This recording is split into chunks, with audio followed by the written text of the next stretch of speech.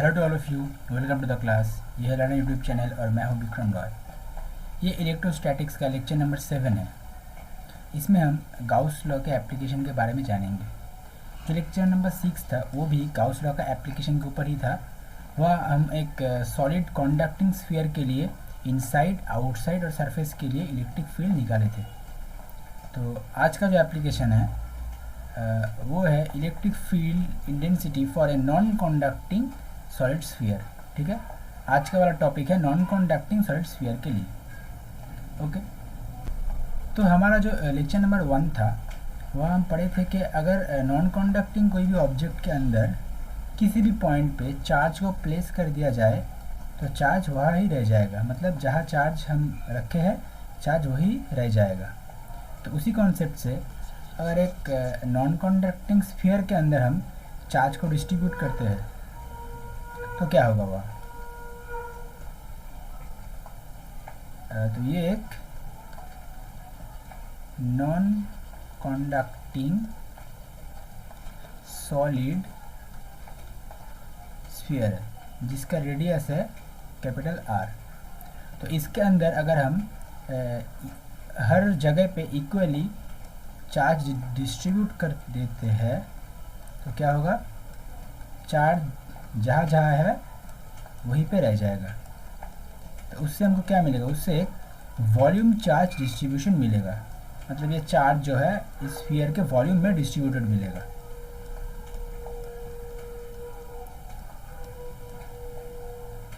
तो ये क्या है, यूनिफॉर्मली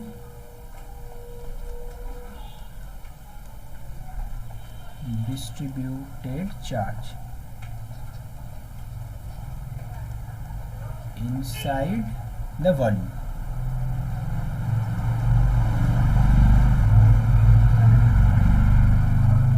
of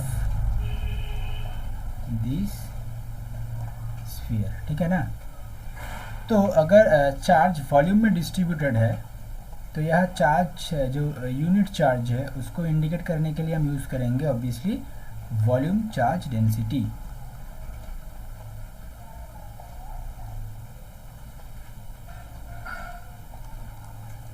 ओके, तो वॉल्यूम चार्ज डेंसिटी को हम लिखते हैं रो से, जिसका मीनिंग है टोटल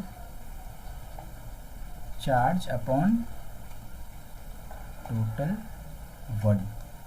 तो हम मान लेते हैं टोटल चार्ज Q है, या जो चार्ज है टोटल चार्ज Q है, और वॉल्यूम कितना होगा। ये जो एक स्फीयर है, स्फीयर का वॉल्यूम का फॉर्मूला क्या है, 4/3 पाई रेडियस का क्यूब। रेडियस R है मतलब इसका क्यूब। यह वॉल्यूम, इसका वॉल्यूम है। ठीक है, तो वॉल्यूम को लिख देते हैं 4/3 पाई R का क्यूब। ये हो गया हमारा रो का वैल्यू। ओके, तो अब हम क्या करेंगे, ये जो चार्ज है चार्ज के लिए स्फीयर के इनसाइड, मतलब ई इनसाइड, इनसाइड में कितने इलेक्ट्रिक फील्ड है, ई आउटसाइड मतलब आउटसाइड में कितने इलेक्ट्रिक फील्ड है, और ई सरफेस, सरफेस में कितने इलेक्ट्रिक फील्ड है उसको निकालेंगे। तो एट फर्स्ट इनसाइड के लिए तो ई इनसाइड, तो पहले स्फीयर को ड्रॉ करते हैं जो नॉन कंडक्टिंग स्फीयर है। ये हो गया नॉन कंडक्टिंग स्फीयर जिसके अंदर चार्जेस डिस्ट्रीब्यूटेड है इक्वली, ऑब्वियसली इक्वली चारों ओर चार्जेस डिस्ट्रीब्यूटेड है। तो अब अंदर इलेक्ट्रिक फील्ड को अगर जानना है तो जो गाउसियन प्लेन है उसको प्लेस करना पड़ेगा स्फीयर के अंदर, है ना। स्फीयर के अंदर हम एक गाउसियन प्लेन ले लेते हैं जो है ये वाला। ठीक है, तो अब एक गौर करने वाली एक बात है कि देखो, हर एक चार्ज अंदर से बाहर की तरफ, हर एक चार्ज बाहर की तरफ इलेक्ट्रिक फील्ड क्रिएट करेगा। ठीक है, हर एक चार्ज। बट ये वाला जो चार्ज है, देखो ये वाला जो चार्ज है इसका फील्ड इस पॉइंट से बाहर की तरफ जाएगा, है ना, इस पॉइंट से बाहर की तरफ जाएगा। तो ये जो इलेक्ट्रिक फील्ड्स है ये क्या इस गाउशियन प्लेन को इस गाउशियन प्लेन से पास कर रहा है? आंसर होगा नहीं। तो हमको इलेक्ट्रिक फील्ड का वैल्यू जानना है with the help of Gauss law. तो गाउस लॉ काम करता है फ्लक्स के थ्योरी के ऊपर, और फ्लक्स का मतलब क्या है, जो गाउशियन प्लेन है उससे कितना इलेक्ट्रिक फील्ड पास हो रहा है। तो ये वाला जो गाउशियन प्लेन के बाहर वाला जो चार्ज है, उस चार्ज के लिए गाउशियन प्लेन पे कोई इफेक्ट नहीं हो रहा है, क्योंकि उसका जो इलेक्ट्रिक फील्ड है वो गाउशियन प्लेन के थ्रू नहीं जा रहा है। तो इसीलिए जो चार्ज गाउशियन प्लेन के अंदर है, मतलब ये वाला जो चार्ज है, इसका इलेक्ट्रिक फील्ड गाउशियन प्लेन को पेनिट्रेट करके जाएगा। ये वाला जो चार्ज है इसके लिए गाउशियन जो इलेक्ट्रिक फील्ड होगा वो गाउशियन प्लेन के थ्रू जाएगा। मतलब जो वाला चार्ज गाउशियन प्लेन के अंदर है उसी वाले चार्ज के लिए हम इलेक्ट्रिक फील्ड का वैल्यू पाएंगे। ठीक है, तो चलो शुरू करते हैं कैलकुलेशन। तो देखो, तो यह क्या हो रहा है, यह रेडियस का क्या मामला है। ये जो टोटल सॉलिड स्फीयर है उसका रेडियस है कैपिटल आर और गाउशियन प्लेन का रेडियस है स्मॉल आर। तो इनसाइड के लिए क्या हो रहा है, small r is smaller than capital R. ठीक है, स्मॉल आर छोटा है या कैपिटल आर बड़ा है। तो अब formula E dot d s close path integration cos theta Q enclose by epsilon not. अच्छा, यह कॉस थीटा का कोई सिग्निफिकेंस एक्चुअली नहीं है, क्योंकि देखो ये सरफेस का जो एरिया वेक्टर है वो इस तरफ है डी एस, और इलेक्ट्रिक फील्ड भी सेम ही डायरेक्शन में जा रहा है ना। तो सरफेस और इलेक्ट्रिक फील्ड के बीच का एंगल क्या है, 0 डिग्री, और कॉस 0 डिग्री हम जानते हैं 1। तो इसका वैल्यू अगर 1 हो जाए तो हम डायरेक्टली लिख सकते हैं ई dot d s q enclose by epsilon not लिख सकते हैं अब। ठीक है, तो अब ये जो डी एस है ये क्या है, गाउशियन प्लेन वाला डी एस है। लेक्चर इसके जो पहले वाला लेक्चर था उसमें बार बार बोले हैं कि ये जो डी एस है ये है गाउशियन प्लेन वाला डी एस। ठीक है, अच्छा, ये जो क्यू है, क्यू यह कैसे है, वॉल्यूम में डिस्ट्रीब्यूटेड है। तो हम लिखेंगे rho integration of d v. ठीक है, पहले ऐसे लिखते हैं, तो E close path integration d s, rho constant है बाहर आ गया, d v by epsilon naught. ठीक है, तो डी एस गाउशियन प्लेन का डी एस मतलब इसका सरफेस कितना होगा, 4 पाई स्मॉल आर का square. Okay, 4 pi small r का स्क्वायर रो। अच्छा, डी वी मतलब क्या है, देखो क्यू इनक्लोज गाउशियन प्लेन के अंदर कितना चार्ज इनक्लोज है, मतलब ये वाला जो रीजन है स्फेरिकल रीजन, इसका वॉल्यूम कितना होगा। ठीक है, समझ में आ रहा है। पूरा वाला वॉल्यूम नहीं चाहिए, क्योंकि यहाँ जो चार्जेस है इस चार्ज के लिए जो गाउशियन प्लेन के ऊपर कोई इफेक्ट नहीं पड़ रहा है, इसीलिए जो चार्ज गाउशियन प्लेन के अंदर है उसी चार्ज के लिए ही इलेक्ट्रिक फील्ड यहाँ निकलेगा। तो इसीलिए अंदर वाला चार्ज, तो इसका वॉल्यूम क्या होगा, 4/3 पाई स्मॉल आर का क्यूब, क्योंकि रेडियस तो स्मॉल आर है। तो वैसे हम लिख सकते हैं 4/3 पाई स्मॉल आर का क्यूब बाई इप्सिलॉन नॉट। चलो हो गया। तो अगर इसको कैंसिल आउट करें तो क्या क्या आ रहा है, देखो 4 से 4 कट जा रहा है, पाई से पाई कट जा रहा है, आर स्क्वायर आर क्यूब मतलब यहाँ आर होगा एक। तो यहाँ से आ गया E is equals to rho are by 3 epsilon naught. ये आ गया इनसाइड वाला इलेक्ट्रिक फील्ड। ठीक है, अच्छा, अगर तुम रो का वैल्यू यहाँ पुट कर देते हो तो क्या होगा, देखो रो का वैल्यू क्या आया था, यहाँ से आ गया यहाँ रो का वैल्यू क्या था, q by 4/3 pi r, pi capital are का क्यूब था, ठीक है। इसको अगर हम लिख देते हैं q by 4/3 pi capital are का क्यूब, इसको अगर लिखते हैं यहाँ क्या आएगा, E inside is equals to q by 4/3 pi capital are का क्यूब, और यह small r by 3 epsilon naught. यहाँ से 3 से 3 कट जाएगा और आंसर आएगा 1/4 pi epsilon naught q small r by capital are का क्यूब, ये आ रहा है, ठीक है। इससे भी काम चलेगा और इससे भी चल जाएगा, कोई दिक्कत नहीं होगा। तो इनसाइड के लिए हम इलेक्ट्रिक फील्ड को निकाले, E is equals to rho are by 3 epsilon naught. अगर रो का वैल्यू पुट कर देते हैं तो आ जाता है 1/4 pi epsilon naught q small r by capital are का क्यूब, ठीक है। इतना दूर तक समझ आ गया। तो ये हो गया इनसाइड वाला। अच्छा, अब चलो निकालते हैं आउटसाइड के लिए।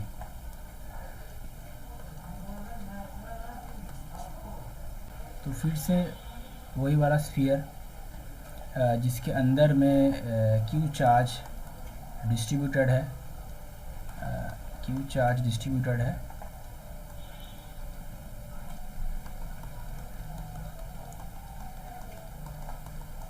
तो देखो अब अगर आउटसाइड के लिए इलेक्ट्रिक फील्ड निकालना है तो क्या क्या करेंगे हम, जो गाउसियन प्लेन है उसको आउटसाइड में लेंगे, मतलब ये हो गया हमारा गाउसियन प्लेन,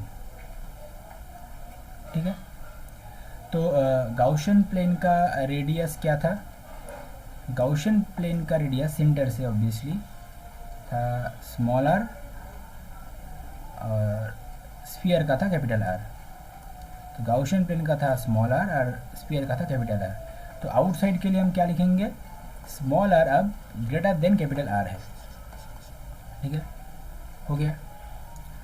तो अब जो फॉर्मूला आएगा E d s q enclose by epsilon naught या क्लोज पाथ इंटीग्रेशन, ठीक है।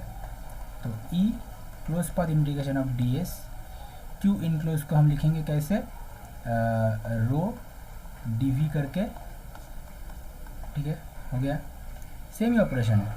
तो डी एस ये क्या, गाउसियन प्लेन वाला डी एस है, मतलब अब ये बाहर वाला, क्योंकि गाउसियन प्लेन अब बाहर है तो उससे क्या लिखेंगे, सरफेस मतलब 4 पाई स्मॉल आर का स्क्वायर, हो गया। अच्छा, रो चला आएगा बाहर और d v by epsilon naught. ये डी वी मतलब क्या है, डी वी मतलब ये जो गाउसियन प्लेन है इसके अंदर कितना रीजन में चार्ज है। देखो ये जो रीजन है, ये वाला रीजन, यहाँ कोई चार्ज नहीं है, मतलब ये वाला जो वॉल्यूम है इसको लेने का कोई मतलब नहीं बनता। जिस रीजन में चार्जेस है उस वॉल्यूम को ही लेंगे, और वो जो रीजन है वो गाउसियन प्लेन के अंदर होना चाहिए। तो ये वाला जो रीजन है, ये पूरा वाला जो स्फीयर है इसमें अब चार्जेस है, तो लेंगे कौन सा वाला वॉल्यूम, इस ये जो स्फीयर है स्फीयर का टोटल वॉल्यूम लेंगे हम। समझ आ गया बात। रो डी वी का मतलब होगा 4/3 पाई कैपिटल आर का cube by epsilon naught E 4 pi r का स्क्वायर। अच्छा, यहाँ से देखो ये 4 से 4 कट रहा है, पाई से पाई कट रहा है, और ई इज इक्वल्स टू आ रहा है rho capital r cube by 3 epsilon naught are का स्क्वायर, ये आ रहा है, ठीक है। तो अगर हम यहाँ रो का वैल्यू पुट कर देते हैं, रो का वैल्यू क्या है, total cube by 4/3 pi capital are का क्यूब आ रहा है। ये अगर पुट कर देते हैं cube by 4/3 pi capital are का cube, r cube by 3 epsilon naught are का स्क्वायर, स्मॉल आर का स्क्वायर। तो यहाँ से हम देख सकते हैं आर क्यूब से आर क्यूब कट रहा है और 3 से 3 कट रहा है, तो इससे आंसर क्या आएगा, 1/4, यहाँ से 4 पाई और epsilon naught cube by r का स्क्वायर। ये रिज़ल्ट बहुत ही जाना माना है कि ये है इलेक्ट्रिक फील्ड का equation for a point charge.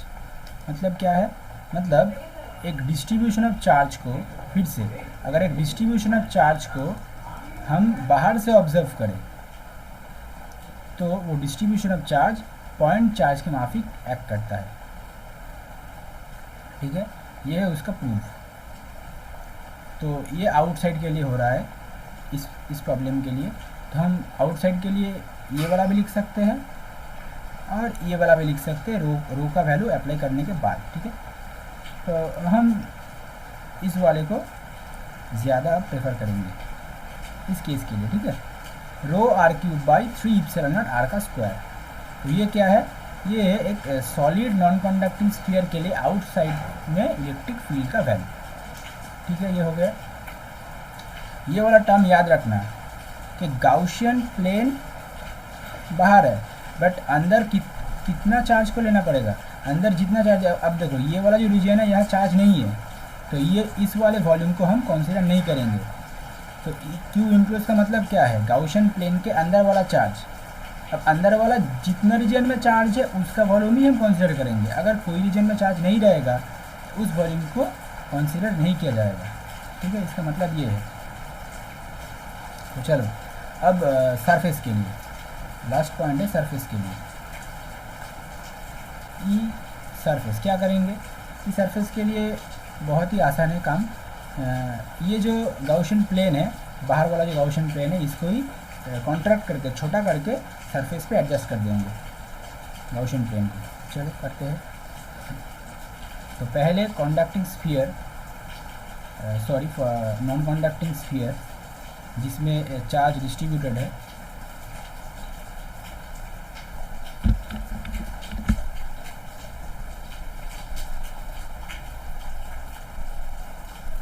Uniformly charge जहाँ डिस्ट्रीब्यूटेड है, और अब हम लेंगे जो गाउशियन प्लेन है।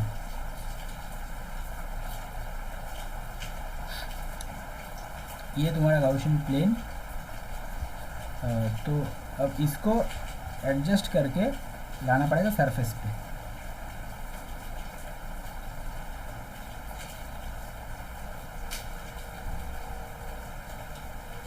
ये लगभग आ गया सरफेस पे। ठीक है, तो अब ये जो रेडियस वाला जो मामला था, ये क्या होगा। अब स्फीयर का रेडियस था कैपिटल आर और गाउशियन प्लेन का रेडियस था स्मॉल आर।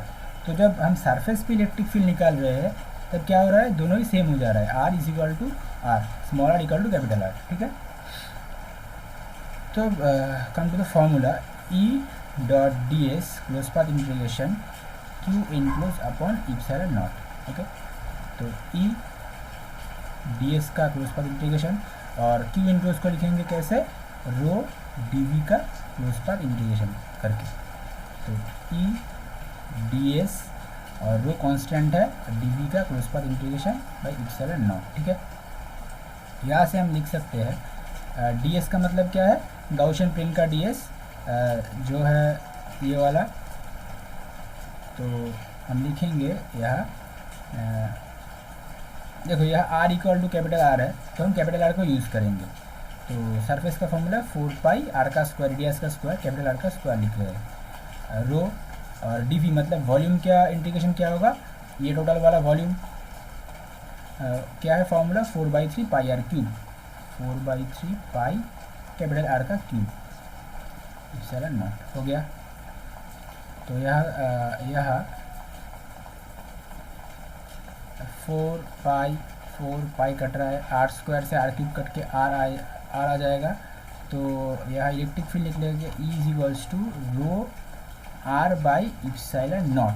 ठीक है, ये आ रहा है सरफेस पे इलेक्ट्रिक फील्ड। ठीक है, अगर रो का वैल्यू पुट कर देते हैं तो क्या होगा, रो इज इक्वल टू क्या था, cube by 4/3 pi capital are का क्यूब था वैल्यू। तो इसको अगर पुट कर देते हैं तो क्या आएगा, E surface is equals to cube by 4/3 pi capital are का cube r by epsilon naught. ठीक है, तो यह आर क्यूब से आर कट जाएगा और आंसर आएगा 3/4 पाई इप्सिलॉन नॉट, और यह क्यू बाई, ऊपर क्यू है, क्यू बाई आर का स्क्वायर, क्योंकि आर से आर क्यूब कट के यह आर का स्क्वायर रहेगा, तो ये वाला टर्म रह रहा है। ठीक है, तुम इसको भी लिख सकते हो और इसको भी लिख सकते हो अरेंज करके ठीक तरीके से, 3 by 4 pi epsilon naught are का स्क्वायर, ये भी लिख सकते हो, कोई दिक्कत वाली बात नहीं है। ठीक है, तो ये हो गया एक नॉन कंडक्टिंग सॉलिड स्फीयर के लिए इनसाइड, आउटसाइड और सरफेस में इलेक्ट्रिक फील्ड का वैल्यू। तो इसको एक बार ठीक तरीके से लिखते हैं। पहले ये जो इनसाइड में जो वैल्यू आ रहा था वो था ये वाला,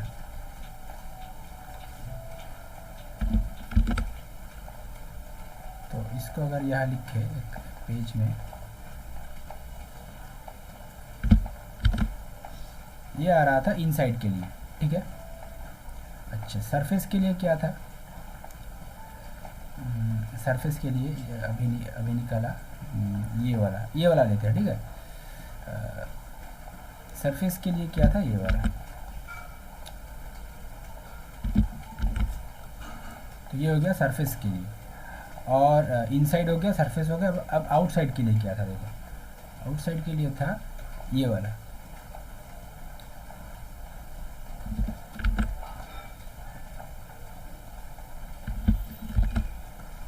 ये हो गया आउटसाइड के लिए।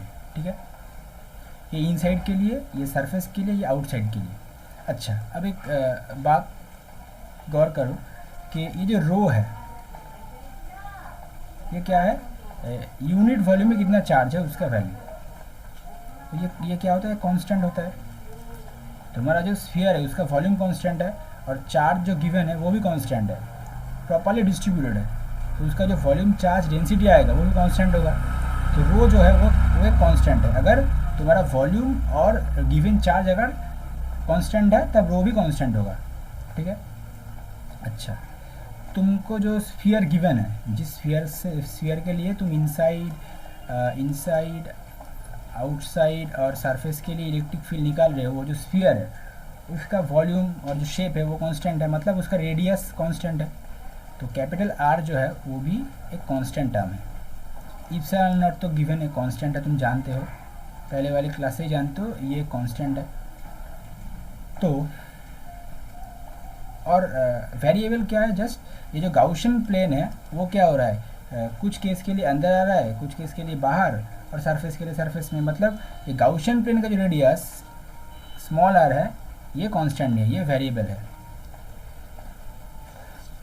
ठीक है, ये वेरिएबल है।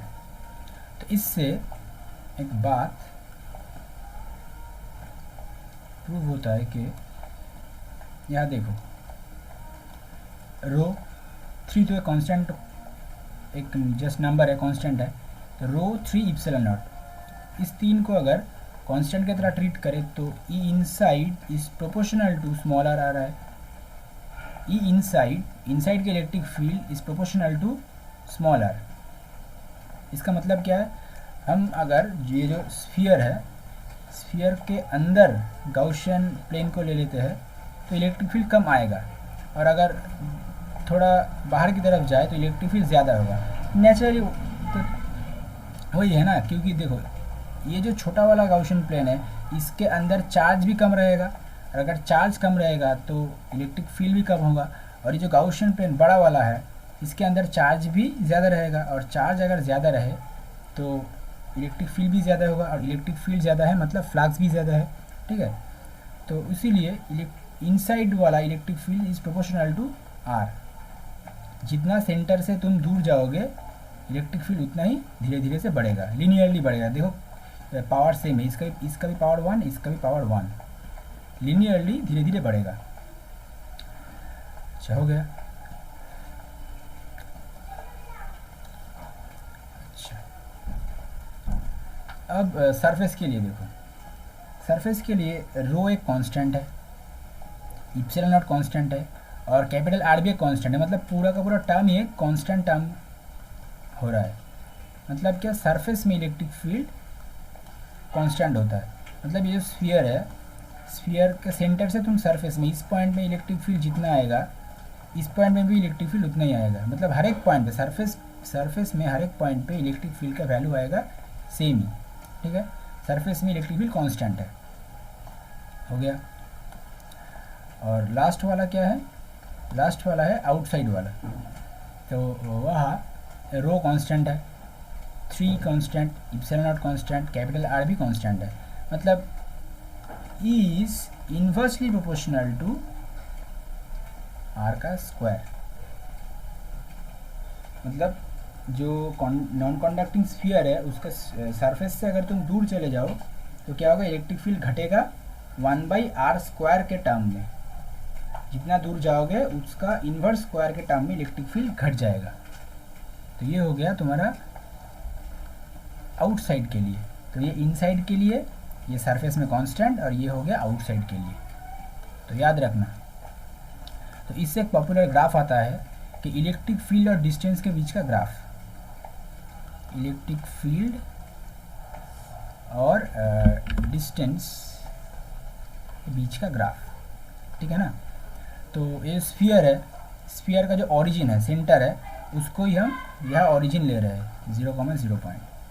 तो एकदम जो सेंटर है वह इलेक्ट्रिक फील्ड एकदम ना के बराबर, मतलब 0 है। जितना तुम दूर जाओगे इलेक्ट्रिक फील्ड क्या हो रहा है, धीरे धीरे बढ़ रहा है। E inside is proportional to r आ रहा है ना, ये देखो प्रोपोर्शनल टू आर है। तो धीरे धीरे बढ़ेगा, कितना दूर तक, सरफेस तक, है ना। तो हम सरफेस को यहाँ से कुछ दूर इस पॉइंट पे आर ले लेते हैं जो है सरफेस के लिए है। तो अब क्या होगा, यहाँ थोड़े दूर जाने पे इलेक्ट्रिक फील्ड थोड़ा बढ़ेगा, सेम अमाउंट बढ़ेगा, क्योंकि देखो लीनियर है, इसका भी पावर 1 है, इसका भी पावर। तो यार दोनों जो वेरिएबल है, वेरिएबल का पावर ही सेम है। मतलब इसका जो चेंजेस होगा लीनियरली होगा, लीनियरली चेंज होगा। मतलब ई का वैल्यू 1 बढ़ेगा तो आर का वैल्यू भी 1 बढ़ेगा, ई का 2 आर का भी 2, ई का 3 आर का भी 3, मतलब सेम करके इंक्रीज होगा। तो उससे क्या होगा, जो ग्राफ आएगा वो आएगा स्ट्रेट लाइन करके सरफेस तक एक मैक्सिमम वैल्यू तुमको मिलेगा, ऐसे ही करके। तो सरफेस में जो वैल्यू है वो एक कांस्टेंट वैल्यू देगा। तो ये जो सेंटर है, सेंटर से सरफेस तक एक स्ट्रेट लाइन। उसके बाद क्या है, उसके बाद जब तुम ये सरफेस के बाहर चले जाओगे, यहाँ से सरफेस तक हो गया। अब सरफेस के जब बाहर चले जाओगे तब क्या होगा, तब वैल्यू इलेक्ट्रिक फील्ड का वैल्यू 1/r² से घटेगा। मतलब है घटेगा, मतलब नीचे की तरफ आएगा। अब यहाँ देखो E is proportional to 1/r का स्क्वायर।